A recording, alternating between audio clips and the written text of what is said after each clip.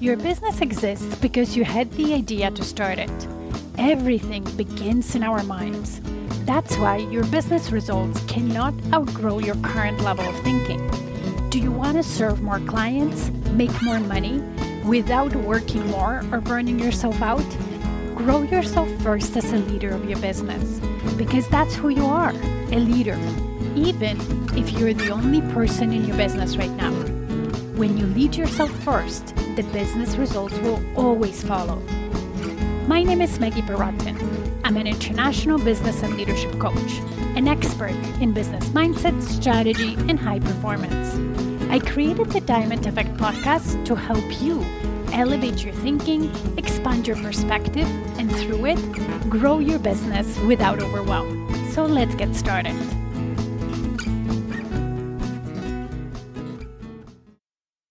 Over the past few years, something really interesting has been happening. Women are starting businesses at record rates. Here in Canada, women now own close to 1 in 5 businesses, generating over $90 billion in revenue every year. While in the United States, women started almost half of all new businesses in 2024. This is a massive economic force. And behind those numbers, there are also real stories. Women reinventing their careers. Women building businesses around their families. Women deciding they want more freedom, more impact, and more control over their lives. And since this Diamond Effect podcast episode is coming out around International Women's Day in 2026, I thought it would be a perfect moment to properly introduce myself again and share my story again to some of the new listeners of this podcast. So if you're just tuning in as a first episode ever, my name is Maggie.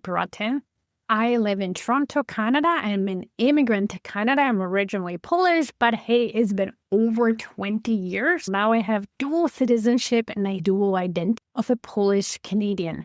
And I am a business and leadership coach. I help service-based business owners, majority of them are women, to help them grow and scale their businesses from zero income to their first 6 figures, and then from multiple 6 figures, 7 figures, without overwhelm, in a way that creates a harmony between their professional part of lives and personal part of lives.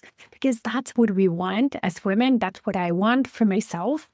And if down the line they want to sell the business, we can also set it up as a sellable asset. And I didn't always see myself as an entrepreneur. Fun fact about me is that I was born when Poland was still under communist regime. I was 11 when it collapsed. And during communist regime, everything was state-owned. It was considered to be society-owned and public ownership. But ultimately, everything was government-owned, and private property was not really allowed. Towards the end of communist regime, like small business, retail businesses like grocery stores or flower businesses, things like that were allowed. And those were first starts in entrepreneurship. But business ownership wasn't something I was brought up to, and even it wasn't taught as an option at school. After communist regime collapsed, it was a little bit different, and my dad was an entrepreneur in his own right, but I was raised like many women are raised. Get a great education, get a good job in the corporate world, and then get a proper husband, things like that. And entrepreneurship didn't cross my mind outside of running a side hustle when I was a university student, teaching primary, like teaching kids English and French and making some extra money just to help me with my education. So even if you asked me 10 years ago, while I was climbing the corporate ladder, especially also being an introvert, if I would consider being a business owner, I would probably have said that running a business and putting myself out there publicly wasn't the thing that I would do. Now you're probably wondering, how did the idea of running my own business even came to me? And that's unfortunately or fortunately due to my burnout in the corporate world. And my burnout was very situational. It wasn't, let's say, a chronic thing that I was experiencing over my career. I definitely worked hard, but I also am European and I work to live, not live to work. Most of the time, I was able to create boundaries that worked for me. However, in that span of 6 months, a few years back, the organization I worked with made some bad decisions that some of the executives made at the time put my department and our business within a business into a situation where we were struggling to deliver to what was promised to new clients. We not only didn't have enough time or technology to support us, but also we didn't have enough resources because that wasn't thought through and it wasn't put into the contract, into the budget to hire the resources that were needed to even try to deliver what was promised. So I found myself working crazy hours, weekends, all days at the office, at home, feeling really exhausted, but also paralyzed and felt like I was set up to fail. And that's probably the first time it happened to me where I felt like no matter where I move and no matter what solution I put in place or what I tried to do, it's not going to be good enough. I was put under a lot of pressure that I didn't see a way to solve for it after a certain time. And that made me feel very caged and stuck. And as a Sagittarius, I love my freedom. So there was a moment where it just got me really mad, especially that I was sacrificing time with my family. My kids were so much younger. They really needed me. And me finding myself in the afternoons stuck in front of my computer, even paralyzed, not knowing what to do, and then telling my child who is coming to me saying, "Mom, can you help me with this or this?" No, I can't, was not a life I wanted to live. So I got mad and I thought to myself, okay, I do not want to be put in that situation ever again. And in order to avoid that, what does that mean? So the idea of the business, one of the main reasons why I started the business was to have the freedom, not only of time and flexibility to live the life that I want to live with my kids and my professional development, but also freedom of making decisions. So the decisions I made of how I worked with clients or what would I deliver or what would I do, how I would structure the business was mine. And if those decisions weren't the best, I was the only one to be held accountable for those decisions.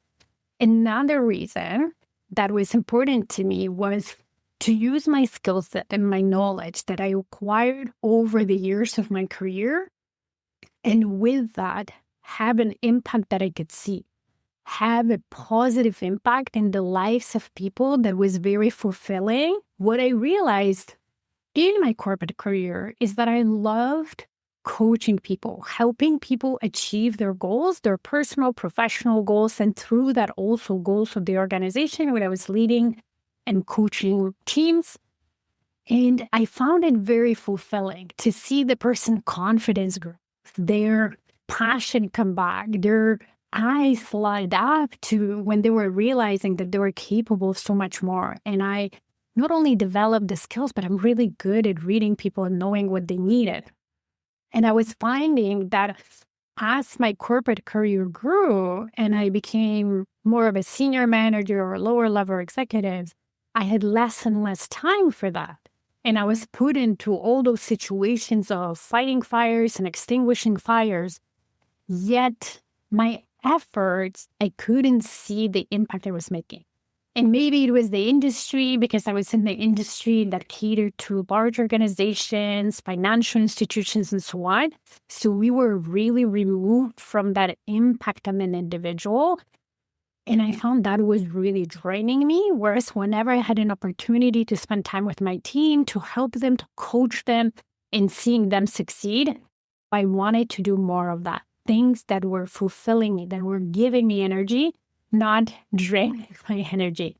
And then the third reason why I started my business, and as you will see, I will share some research on women business owners that it's aligned, is creating an opportunity for myself to be compensated equitably for the work and value that I create and has more opportunity and not be stuck by the corporate rules of how many times I can be promoted and how often and how much of a raise I can get, or what type of education do I need in order to be a senior executive, or things that I maybe didn't have and I couldn't have at that time.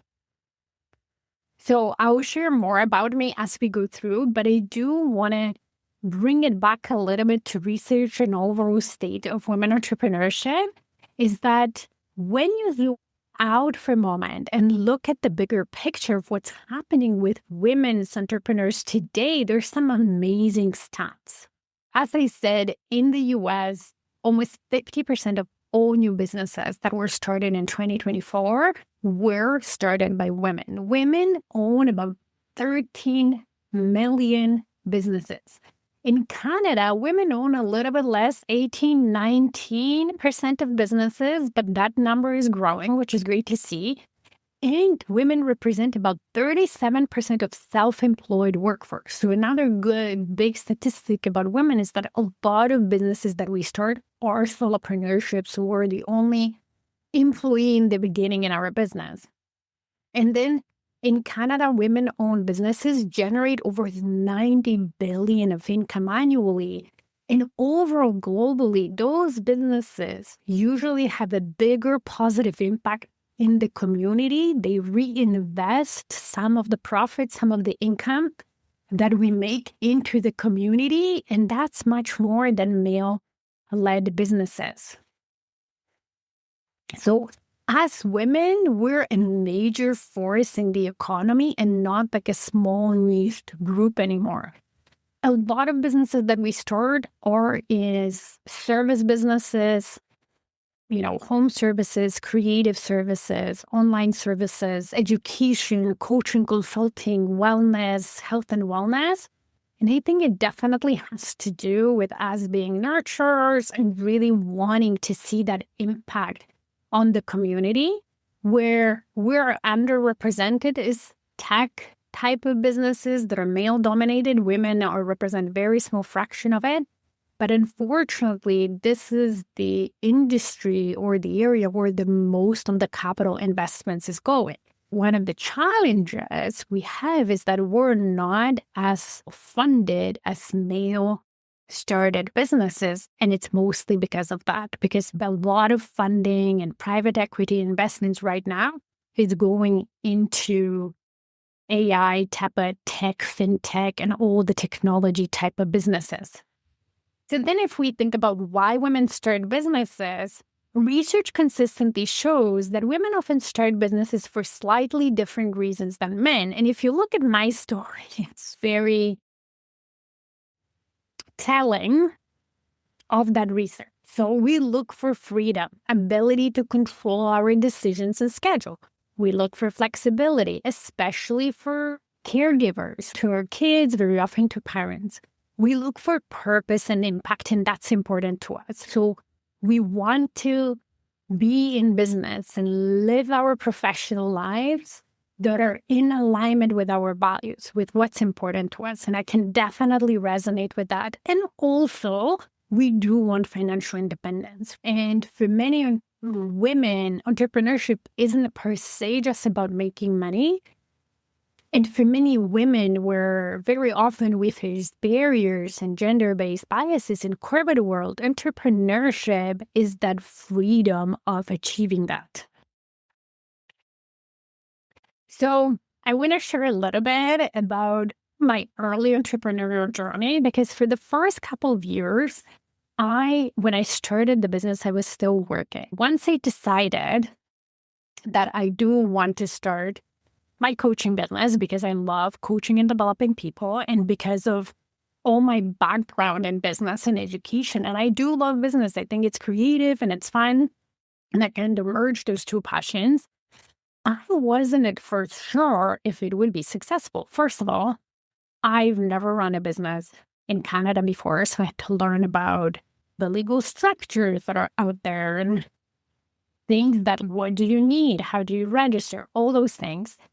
Second of all, I still had an cushy position because after my burnout or as my burnout was happening, the company did realize they make some mistakes and started putting things in place to fix them because they knew that if our department fell apart, or the department I worked in fell apart, it would create a lot of problems for the company because we were making multiple millions or 8, 9, maybe figures at that point in revenue for the company. And they put some changes in place. And the executives that were in charge of those changes wanted my help because at that time I was also one of the senior managers in the department that was left. A lot of people left actually the department. I put some conditions around me helping and so on, but I've gotten a promotion and I deeply cared about the team. So I wanted to help get things straightened up again. As I was now having a job with more responsibilities or a higher leadership role, I also decided to enroll for an online MBA. It was something that I always wanted to do. And after the burnout, I was like, okay, I'm done. I wanted to do something for me. I love to learn. I love to grow. And then as I was going through that, the idea of business came up. So I started the business. And what I realized very quickly is that as I started the business, I was like, okay, I don't know a lot of people outside of the company I was with for 10 years at the time. So I needed to network. And I'm an introvert. And I've never networked before because as a corporate employee and leader, I just wanted to do a good job, have a relationship within my company during the work I needed, and then I just wanted to go home and spend time with my family. So I've never networked. I also realized that because I was working and big chunks of my day, of course, were taken by my full-time job, I had to come up with ways to be visible, with ways to make connections with my clients that didn't require me to be present all the time during the day, like networking. I couldn't do a lot of networking. So social media, of course, was just a natural choice because you can create content when you have time, but you can then schedule it to come out when people are watching and where people are there. You can interact in Facebook groups at times that work for you, and then people can read your introductions at times that works for them. These strategies, of course, made sense for me at the time, but I'd never done them before. First of all, I've never done any posts. I was scared of even posting my own pictures at first. I didn't have pictures. I was a mom behind the camera taking pictures of my family, not of me. I was scared of what people would think if they now started seeing me maybe on social media posting it about my business. I didn't know how to network, how to connect, what to talk about. I don't like small talk. All those challenges I had to overcome. But what I realized that I definitely didn't want to build my business on hustle because the last thing I wanted is to experience burnout again.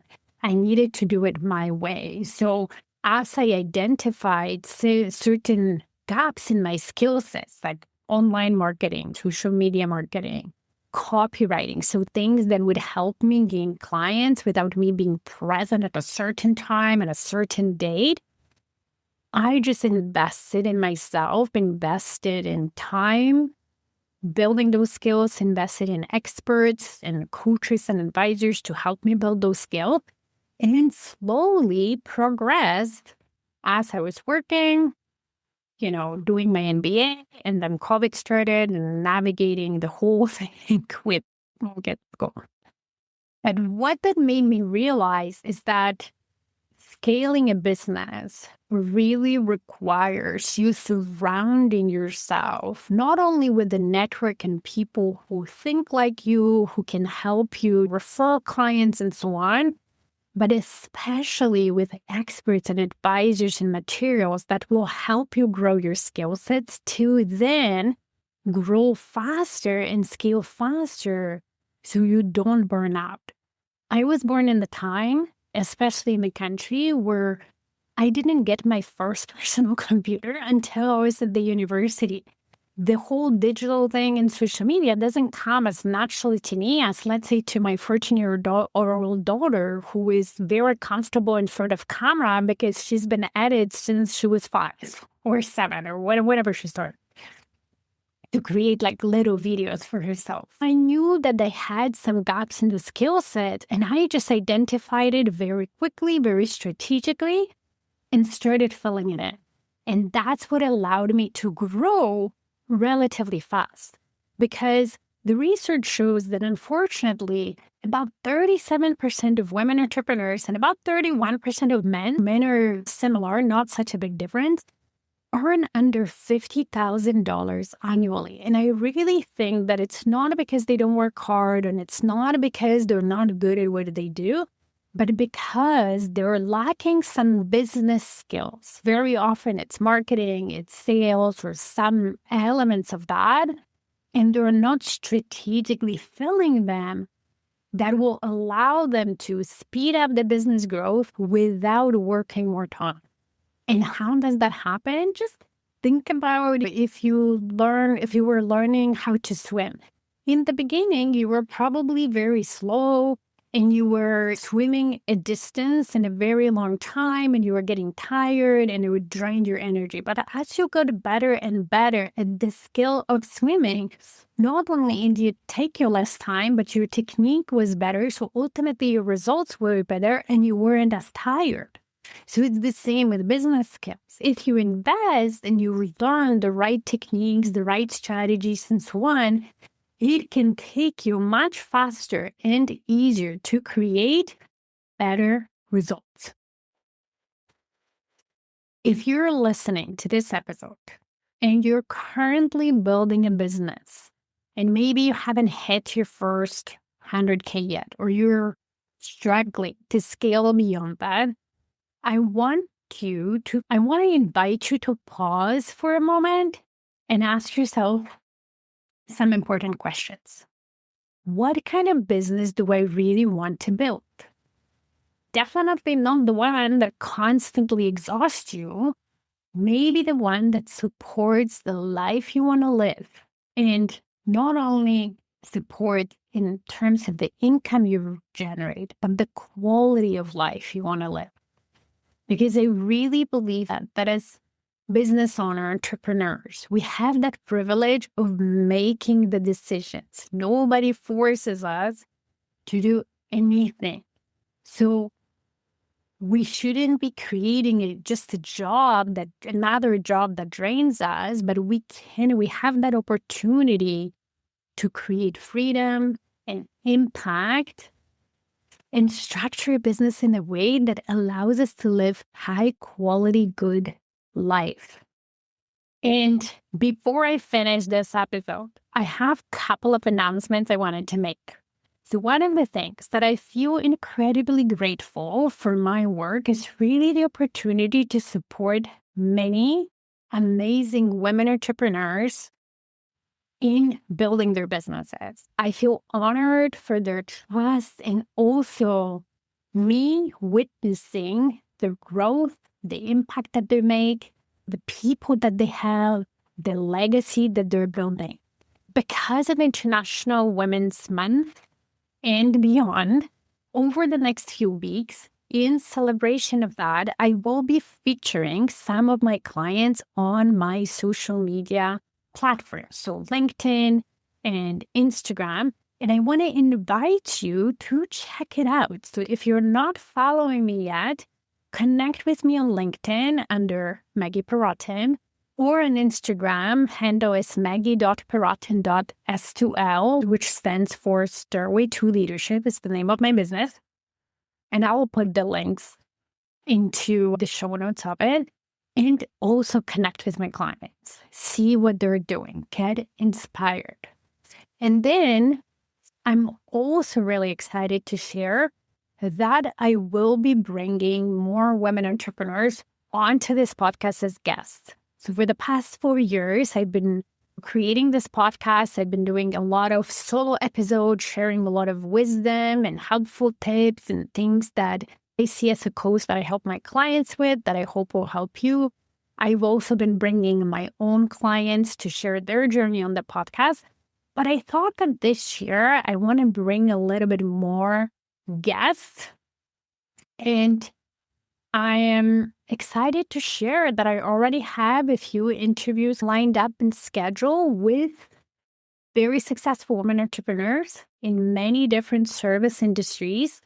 And this way, you will learn about their journeys and lessons that they learned and challenges and successes. And all of us, including myself, will soak up that wisdom and learn from them and be inspired. My goal is really to show what's possible and share real stories to inspire you and help you grow your business. So watch out for those episodes that will start coming out shortly, and cheer those women on as well. I also want to invite you to subscribe and follow this podcast. You will be part of the community of ambitious and impact-driven entrepreneurs, because sometimes entrepreneurship can feel lonely. But the truth is, you are part of such a bigger movement. Women all over the world are building businesses, creating opportunities, and shaping the future of work. And so if you're one of them, join us. You're not alone. Just follow the entrepreneurship, follow the podcast, and connect with me on social media platforms. That's it for this week. Have a fantastic week, and talk to you next Friday. Bye. Thank you for listening today. If this podcast resonated with you, please come back. Also, you can leave a review on whatever platform you're listening. And if you have a suggestion, question, or a topic you would like me to talk about, let's get in touch via email. Email me at maggie@stairwaytoleadership.com. See you in the next episode.